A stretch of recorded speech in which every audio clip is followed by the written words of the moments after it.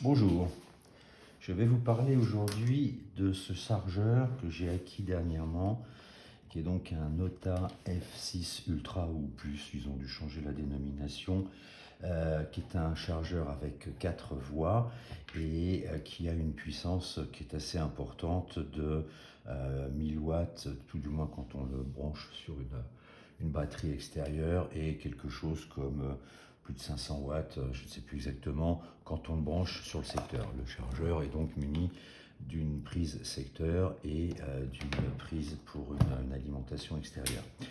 C'est un chargeur que j'ai acheté dernièrement. Je parlerai aussi à la fin de la vidéo des petits tips sur une platine de décharge que j'ai faite concrètement et qui répondra peut-être à des questions qu'on se pose quand on regarde d'autres vidéos sur YouTube qui ne sont pas forcément extrêmement claires quand on se lance dans un projet comme ça. Alors, pour en revenir à ce chargeur, est-ce que c'est un bon achat?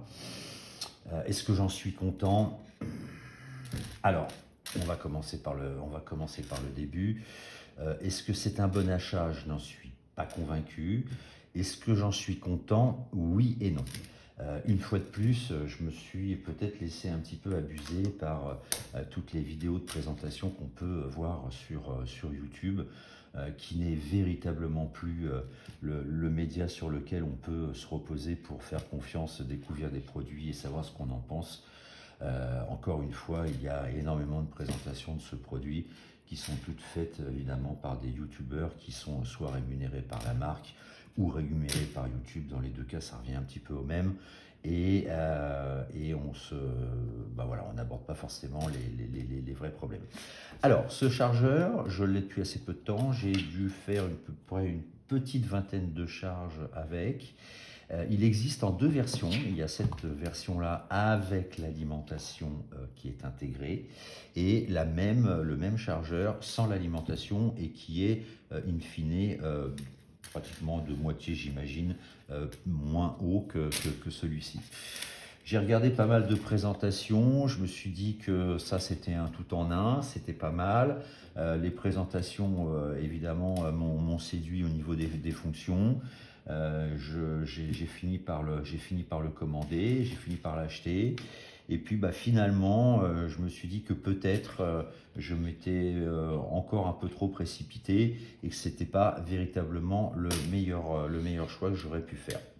Alors, à commencer par le fait que finalement, une fois que j'ai reçu le chargeur et en fouillant un petit peu les différentes vidéos sur YouTube, etc., mais aussi et surtout, pas en étant sur YouTube, en allant chercher de l'information ailleurs sur le net, je me suis rendu compte que finalement, ce chargeur-là était assez peu fiable et nombre de gens qui l'ont acheté finalement disent qu'il est tombé en panne assez rapidement, au bout de quelques jours à quelques semaines.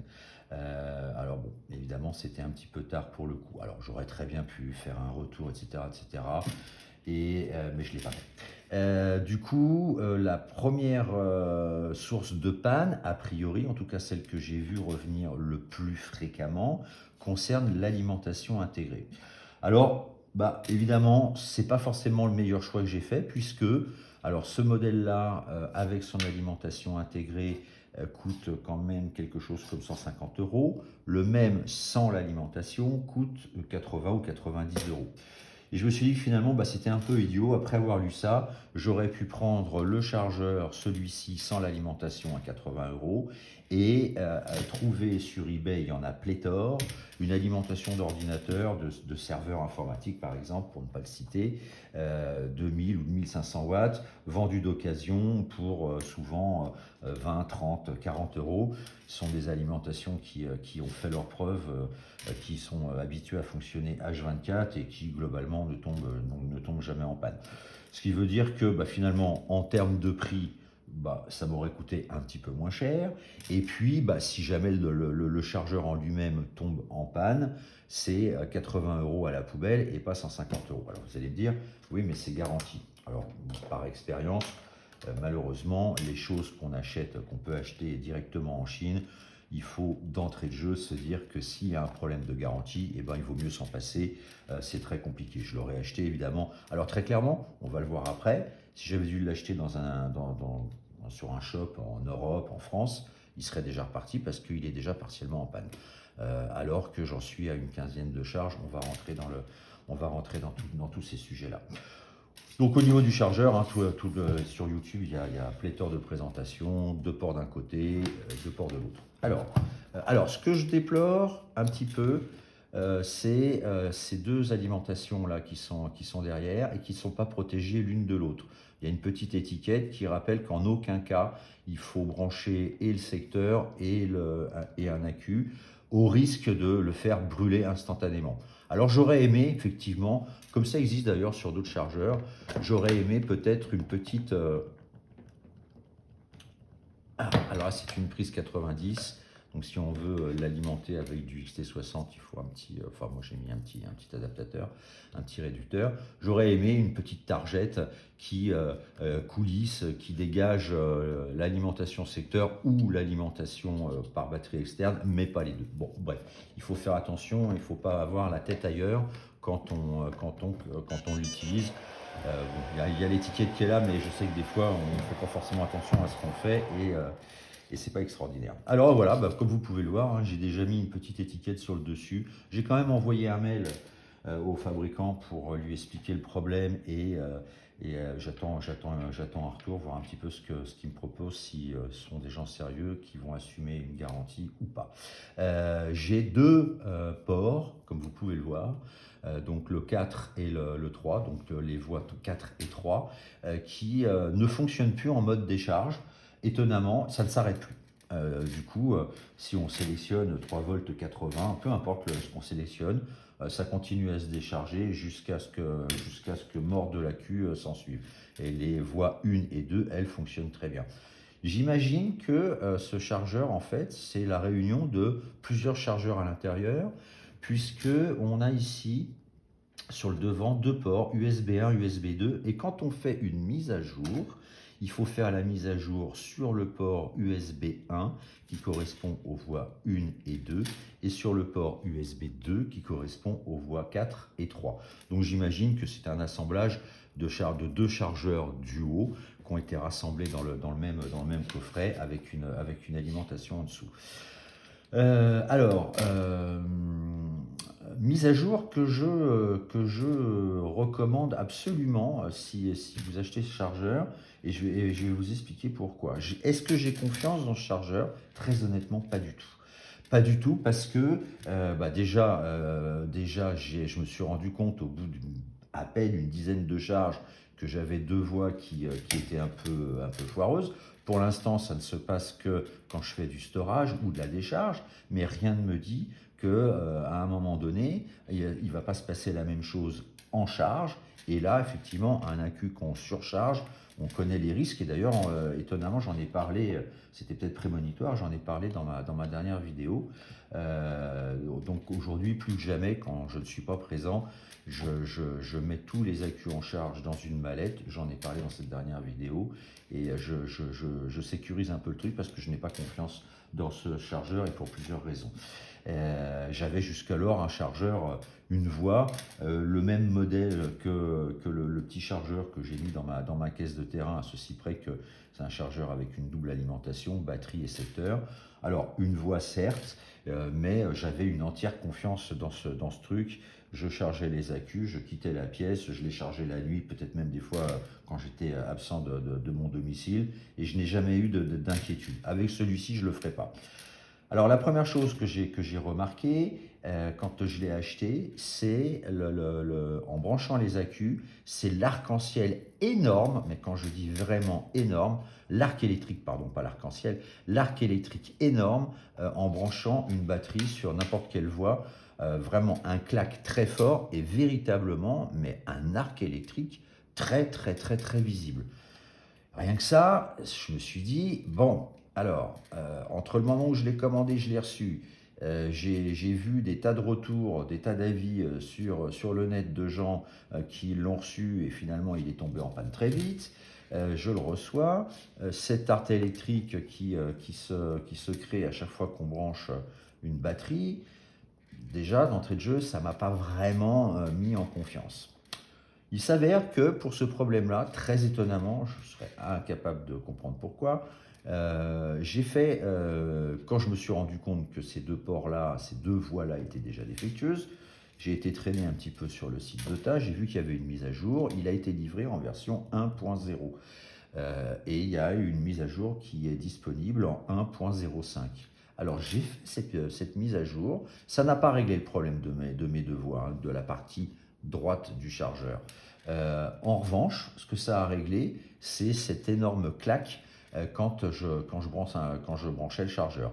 Alors il y a toujours le petit claque, on le sait, quand on branche un accu sur un ESC, n'importe quoi, on a toujours un petit claque. Donc là, étonnamment, le petit claque est devenu normal, avec un petit arc électrique qu'on peut distinguer, mais pour le coup, qui ne représente plus du tout la même force, qui n'a plus du tout la même force que ce que je pouvais avoir au départ. Voilà, là, vous voyez, on l'a même pas, il n'y a même pas eu de...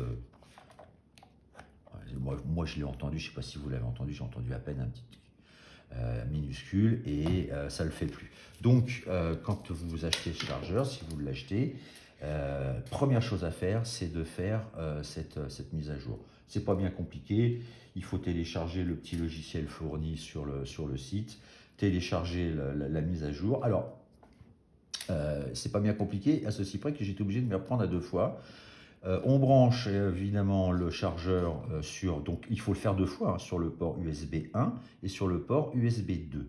Donc vous branchez l'USB, vous ouvrez le logiciel, vous branchez le port USB 1 et ensuite vous le branchez sur le secteur. Et là, il va biper, bip, bip, bip, bip. Il va biper à peu près pendant 5 secondes. C'est dans cet espace de 5 secondes qu'il faut faire update. Et là, la mise à jour se charge. Au bout de 5 secondes, il se déconnecte automatiquement de l'ordinateur et il boot normalement. Donc, pendant les 5 secondes, tac, vous cliquez sur le bouton mise à jour et il se charge. Et on recommence la même opération pour l'autre côté. Voilà, voilà pour cette partie logicielle. Alors effectivement, cette mise à jour a vraiment, mais véritablement réglé ce claque. Ce claque était vraiment important. Je me suis dit, waouh, il y a des condensateurs qui en prennent plein la gueule, c'est jamais très bon. Tôt ou tard, il y a quelque chose qui va se passer. Alors est-ce que c'est effectivement au bout d'une quinzaine de charges que finalement j'ai déjà ces deux voies-là qui sont défectueuses? Je ne sais pas, mais enfin, toujours est-il que là, à ce jour, au bout d'une quinzaine de charges, c'est défectif. Alors, de par sa hauteur, comme vous pouvez le voir, j'ai rajouté des petites platines ici. Pourquoi? Alors aujourd'hui, hein, je viens de le dire, hein, quand je ne suis pas dans la pièce, là, je suis extrêmement prudent.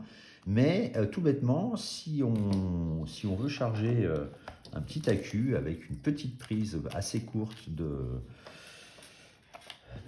d'équilibrage, et on se retrouve à avoir l'accu qui pendouille un peu comme ça, c'est un peu limite, et même pour des accus comme ça, il n'est pas bien posé à plat. Ces petites prises, hein, les prises d'équilibrage sont un peu fragiles, je préfère largement flinguer une petite platine ici à 2 € que de risquer de flinguer ce truc-là qui m'a l'air déjà pas très fiable.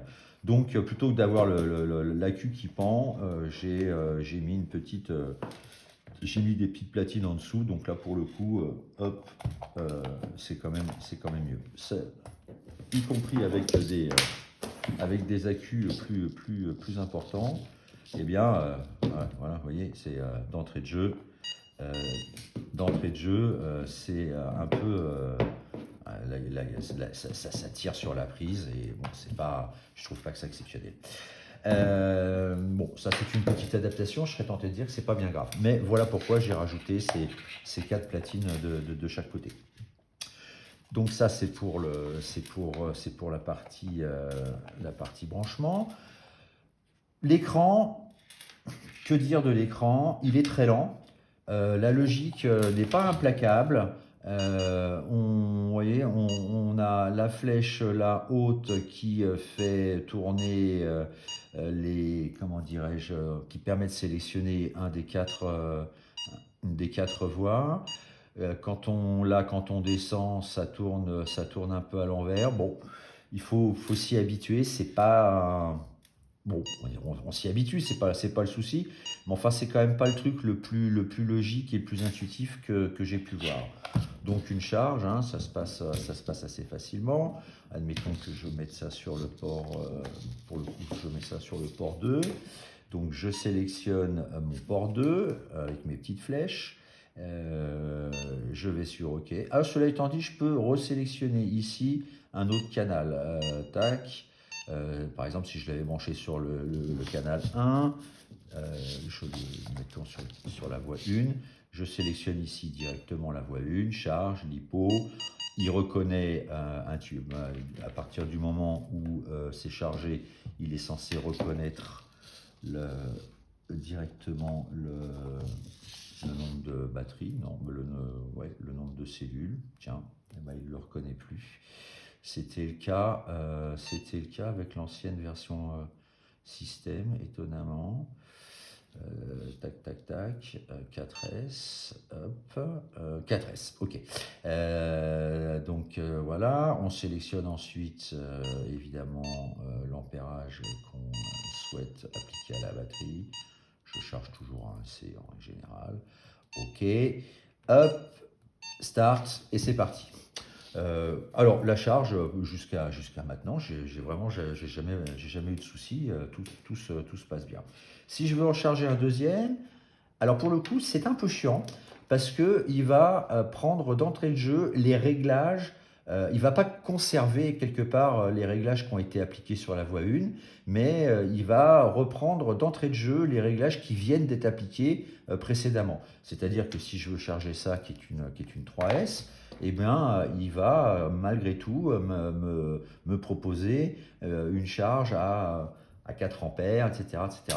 Bon, j'aurais aimé pouvoir avoir peut-être une mémorisation, mais par voie, des derniers réglages qui ont été appliqués, ou pourquoi pas une mémoire facilement accessible. On a toujours un peu les mêmes accus à charger, donc en vrai, il suffirait de rentrer 3-4 préférences et sélectionner, et c'est bon. Une fois qu'on a mis les accus en charge, alors on appuie sur Channel et on peut passer en revue d'un channel à un autre. C'est un peu chiant aussi, d'autant que, vous voyez, c'est quand même un petit peu long. Là, je suis la voie 2, je veux passer à la voie 3, voilà, hop, ça s'affiche un peu lentement. Je veux passer à la voie 4, c'est pareil. Je reviens à l'écran principal et ainsi de suite. Et ainsi de suite, ça recommence. Donc, toc. Canal 1, voie 1, donc là j'ai ma charge qui est en cours. Si je fais défiler les petites flèches, j'accède aux informations autres, l'impédance de la batterie. Alors là voilà, ça m'indique un certain nombre de paramètres. Vous voyez, j'en suis à 19 charges depuis que j'ai 19 accus chargés depuis que j'ai fait l'acquisition de ce chargeur. Donc ça, c'est des informations qui ne sont pas forcément très intéressantes. On s'en fiche un peu de savoir combien on a chargé d'accu. Alors évidemment, ça, c'est un coup à prendre. On sait que tac, tac, tac, tac, tac, en appuyant 3 fois de suite, on va éventuellement arriver directement au... Vous voyez, là, je veux revenir en arrière. Il descend par là, et là, il remonte. Enfin, c'est un peu... la logique n'est pas forcément formidable. Bon, on va arrêter ça. Tac, stop, tout va bien. Voilà pour le fonctionnement. Donc, bon, rien à en dire. Il y a effectivement sur une certaine version, il y a une molette et je pense que la molette était très probablement beaucoup plus facile à utiliser que ces deux petites flèches-là. Alors, au niveau des options, on a la charge, on a la décharge externe, ça j'en parlerai tout à l'heure. On a un mode storage qui choisit entre charge et décharge.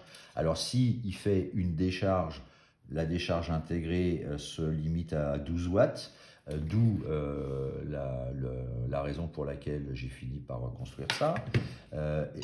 Une fonction balance qui ne va chercher que à équilibrer les cellules. Une fonction décharge génératrice, alors c'est tout simple, on a un accu chargé, on en a un autre qui n'est pas chargé. on va décharger l'accu qu'on souhaite décharger et le courant va être récupéré pour être remis dans l'accu qu'on souhaite éventuellement charger. Bon, ok. Et ça, 5 charges, c'est pour pouvoir charger un accu sur 2 voies en même temps. Si la puissance qu'on souhaite va au-delà de la puissance que peut fournir une voie, on peut brancher l'accu directement avec un cordon Y sur 2 voies et balancer véritablement la puissance des 2 voies sur l'accu. Bon, avec la puissance de mes accus, je ne pense pas que ce soit quelque chose dont je me serve un jour. Alors, du coup, bon, voilà, il y a plein de vidéos sur YouTube qui présentent les fonctions de cet engin et je vais pas forcément m'étendre là-dessus. Qu'est-ce que je pourrais dire d'autre? Bon, jusqu'à maintenant, l'alimentation, j'ai pas trop de soucis. J'espère que ça durera. Bon, je verrai si c'est le cas. Je verrai à l'ouvrir. Très probablement qu'il y a une alimentation qui alimente 2 autres platines qui sont les charges. Je verrai à éventuellement mettre une alimentation externe ou quelque chose comme ça. Je vais vous montrer les décharges, comment ça se passe. J'utilise aussi cette platine-là. Voilà, qu'on connaît, qu'on la connaît surtout en version très peu chère sur AliExpress. J'avoue que celle-ci est vraiment sympa, elle est bien faite et puis elle offre quand même un certain nombre de protections que j'ai pu vérifier et véritablement ça fonctionne. Si on branche 2 accus différents sur 2 ports, ça fait instantanément claquer comment dirais-je, les fusibles qui sont ici. Si on se patauge dans le branchement des prises d'équilibrage, ça disjoncte automatiquement les ports et ça, il y a des petites LED qui clignotent pour indiquer que c'est pas branché dans le bon sens. Il y a une fonction décharge ici, mais alors là qui est incroyablement lente, ça doit être une histoire de 2 watts, donc ça on n'en parle pas. Voilà, c'est un petit produit sympa et pour le coup véritablement qui me donne toute satisfaction. Pour en venir au chargeur, alors est-ce que je suis content d'avoir ce chargeur là? Bah voilà, c'est un petit peu ça dépend. Je suis un petit peu partagé. Oui, je suis très content d'avoir un chargeur 4 voies parce que ça me change véritablement la vie. Si un peu à la dernière minute le soir, je décide d'aller voler le lendemain, je peux brancher tous mes chargeurs, je peux brancher tous mes accus en quantité suffisante et ça m'évite d'attendre, d'aller les changer, revenir, redescendre, repartir, rechanger, remettre d'autres accus, etc. Donc ça c'est quand même véritablement du bonheur. Mais bon, je reste quand même un petit peu prudent sur la fiabilité du produit. On peut noter aussi devant une petite prise USB 5 volts, bon, pourquoi pas. Et puis, il a des fonctions qui permettent c'est des petits utilitaires qui permettent comment dirais-je, de travailler sur des cerveaux, sur des récepteurs. Ça c'est pareil, je ne vais pas m'étendre là-dessus, c'est expliqué en long en large dans beaucoup de vidéos, mais on peut tester des cerveaux, on peut mesurer ce qui est reçu par un récepteur, on peut alimenter donc évidemment un récepteur et un cerveau directement via cette prise-là. Bon, ça peut être sympa. Il a une autre fonction que j'ai déjà utilisée, qui est pas mal, qui permet de faire qui permet de faire un petit peu power supply, ça permet de faire de l'alimentation dite de laboratoire. Je veux par exemple sur un port, je ne sais pas, brancher un récepteur, je sais qu'il fonctionne en maximum 8 watts, peu importe, en 8 volts, peu importe, hop. Je peux limiter mon ampérage ou en watts le courant maximum et voilà, là sur cette sortie là, alors évidemment là il m'indique aucune consommation puisque rien n'est branché, mais sur cette sortie là j'ai mes 8 watts sélectionnés qui vont sortir. Il précise bien dans la notice qu'il faut absolument éviter tout court-jus parce que là encore, ça ferait cramer instantanément le chargeur. Donc vous voyez, il faut vraiment, il est très délicat. La moindre petite fausse manœuvre, on a le sentiment que ça peut lui être fatal. Donc à utiliser quand même avec parcimonie. Je vais vous montrer maintenant au niveau des décharges comment ça se passe. et ça nous permettra de parler un petit peu de ça également. Alors la décharge, donc on l'éteint. La décharge externe, hein, j'entends bien sûr. La décharge externe, donc du coup, il faut brancher l'accu qu'on veut décharger sur l'alimentation là. Alors évidemment, bien veiller à ne pas laisser ça sur le secteur, puisque il le précise bien. Ça fait partie des choses qui sont précisées, hein. Les notices chinoises sont souvent un peu avares d'explications, des fois c'est très moyen, mais là pour le coup il le précise, donc j'imagine que si on fait la fausse manip, ça va lui être fatal instantanément. Donc on branche la cube qu'on souhaite décharger sur le chargeur. Et donc, on peut le décharger rapidement avec une platine de ce genre. Alors, je vais quand même prendre la peine de vous expliquer un petit peu cette platine-là, comment elle fonctionne. Alors, il y a beaucoup de vidéos, là encore, sur YouTube de gars qui expliquent comment faire. Mais j'avoue que, alors ça m'intéressait bien parce que effectivement, des fois je reviens avec des accus chargés. Là on est limité à 12 watts sur le chargeur. Pouvoir les décharger rapidement sans attendre à 12 watts, ça c'est pas bien rapide. Donc je me suis dit tiens, il offre la possibilité de le faire. Je vais voir comment je peux le faire. Je suis resté un peu sur ma faim en regardant des tas de vidéos. Parce que les gars expliquent, montrent à peu près la même chose que ça, mais on ne sait pas trop quelle puissance et pourquoi et quoi est-ce, etc., etc. Et qui plus est, alors pour le coup, les informations fournies dans la notice du chargeur sont plus que limitées. C'est genre utiliser des résistances de puissance et idéalement 2 ohms point barre. La puissance de la résistance, on n'en sait rien, on sait pas plus que ça. J'ai posé la question à l'IA qui est rentrée un peu dans des délires. Alors elle m'a sorti des tas de calculs et elle a commencé à me dire qu'il me fallait des résistances au nombre de je ne sais pas combien, 4 ou 8 ou je ne sais plus, enfin un nombre très important, de 500 watts chacune. Alors c'est déjà des très grosses résistances qui sont comme ça. Alors que j'ai vu sur YouTube des tas de montage de ce genre avec des petites résistances qui sont évidemment pas des 500 watts. Alors bon, je me suis lancé, je me suis dit je verrai bien. Je vous avoue que la première fois où je l'ai branché, ce truc-là était un peu délicat. J'ai tremblé un peu, je me suis dit je vais voir de la fumée de sortir de partout et ça en sera fait. Mais non, en fin de compte, ça marche très bien. Alors concrètement, la seule information qui est donnée dans la notice, c'est d'utiliser idéalement des résistances, une ou plusieurs résistances, dans une fourchette de 2 à 3 ohms. Donc là, très concrètement, j'ai 4 résistances de 100 watts et de 8 ohms. Les lois d'ohm font que 8 ohms divisé par 4, j'ai 2 ohms ici. Donc je suis pile poil dans ce que préconise OTA dans sa notice. Donc on branche ça directement sur le chargeur, sur une des voies, et on lance la décharge, et vous allez voir, et ça marche vraiment très bien.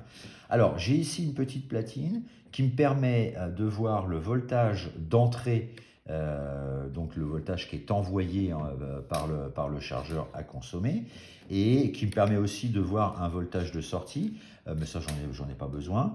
Et j'ai en sortie ici un tout petit module électronique qui me convertit tout le courant qui arrive de 0 volts à 6 volts en 12 volts. Et pourquoi 12 volts? Parce que tout simplement les ventilateurs sont en 12 volts. Au départ, je voulais m'en passer et puis je me suis rendu compte qu'en décharge, à un moment donné, il baisse le courant suffisamment et jusqu'à arriver à 4 volts. Et là, les ventilateurs finalement tournent quasiment plus. Donc j'ai rajouté cette toute petite platine électronique que j'ai dû payer 3 euros, je crois, sur AliExpress bien sûr, qui accepte donc du courant de 0 à 6 volts en entrée et qui le transforme en 12 volts. Et vous allez voir, ça marche très bien. Résultat des courses, c'est voilà, ça permet juste, on branche un fil et tout se fait de façon complètement automatisée. Vous allez voir comment que ça se passe, cette affaire-là. Donc là, j'ai branché, mettons, sur ma voie 1. Donc je vais sur ma voie 1, ok. Donc là, je sélectionne external discharge, donc l'hypo. Alors évidemment, là j'ai 3,50 V, c'était vraiment, j'ai fait des tests jusqu'à hier pour vraiment m'assurer que ces deux voies-là étaient mortes. Et ça, en aucun cas, il ne coupe la décharge sur ces deux voies-là. Donc normalement, je les décharge à 3,80 V, c'est ce qui est préconisé un peu partout. Ok. Tac, on est sur du. C'est combien ça? C'est une 4S.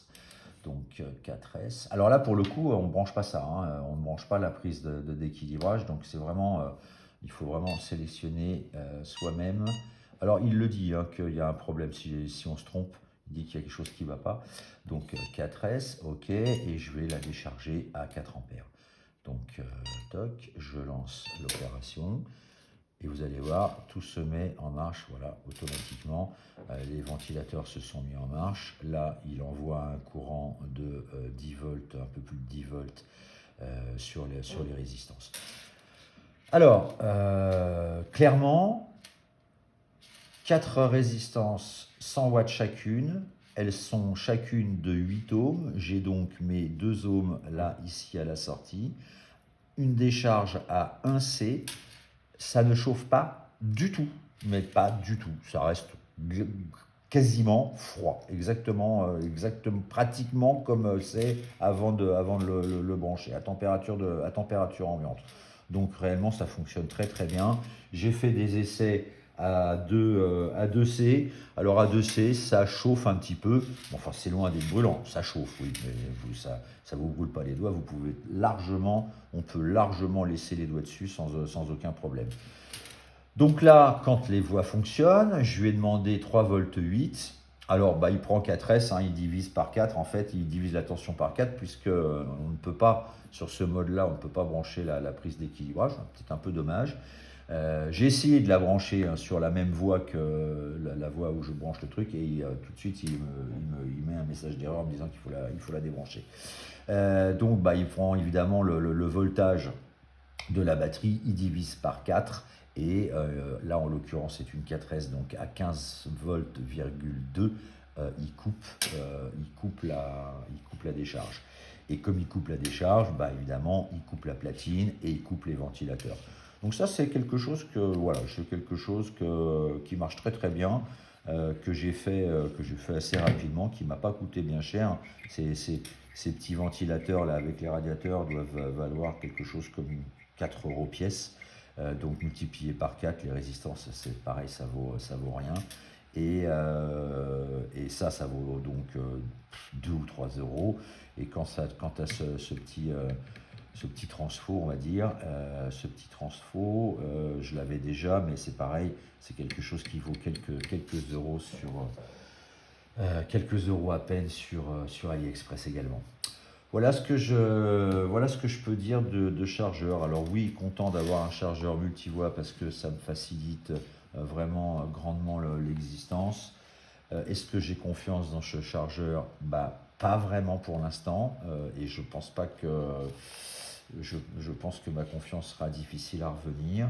J'attends un retour du fabricant pour voir si ils assument un peu leur garantie ou pas. Et donc je m'attends à devoir le renvoyer à mes frais en Chine. Ça me pend au nez. Mais bon, on va voir un petit peu ce qu'ils disent. Voilà, donc c'est un peu, je suis un peu en demi-teinte sur ce produit.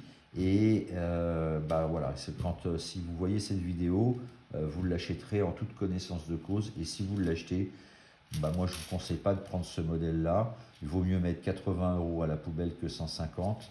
Il y a des vidéos qui existent d'ailleurs sur YouTube qui expliquent comment installer ces fameuses alimentations de serveurs informatiques. Ça vaut 30 balles d'occasion.